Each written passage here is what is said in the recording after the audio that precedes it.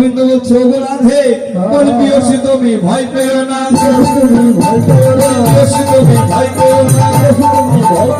আমি তার ধরি সে পারে না, প্রিয়সী তুমি ভয় পেও না,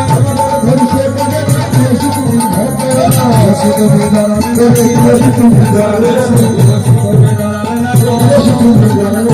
আমি তার ধরি সে পারে না, প্রিয়সী তুমি দাঁড়ান, আমি তার ধরি সে পারে না, প্রিয়সী তুমি দাঁড়ান। রাধে এইভাবে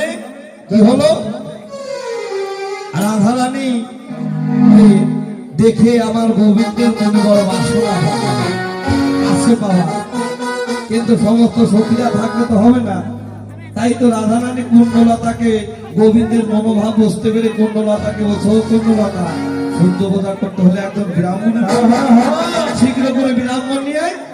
আর এই অবসর সময় রসিক নাগর কি করলো, আর তাই দেখে মনের সুখে আড়াই মাথার মনের সুখে আড়াই মাথার আর তাই দেখে মনের সুখে আড়াই মাথার মনের সুখে আড়াই মাথার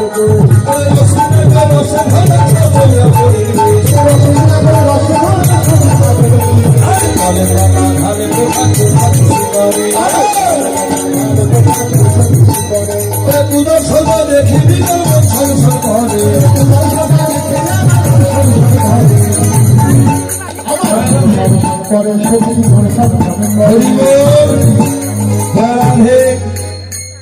কেননা এখন সহ্য পূজা হবে, সখীরা নৃত্য করবে, আর আমাদের পক্ষতে আপনাদের কাছে যাচ্ছে সবাই সহ্য পূজা দক্ষিণাটা আগে দান করবেন, কেননা দক্ষিণা দেখে পূজা হবে। জয়রাধে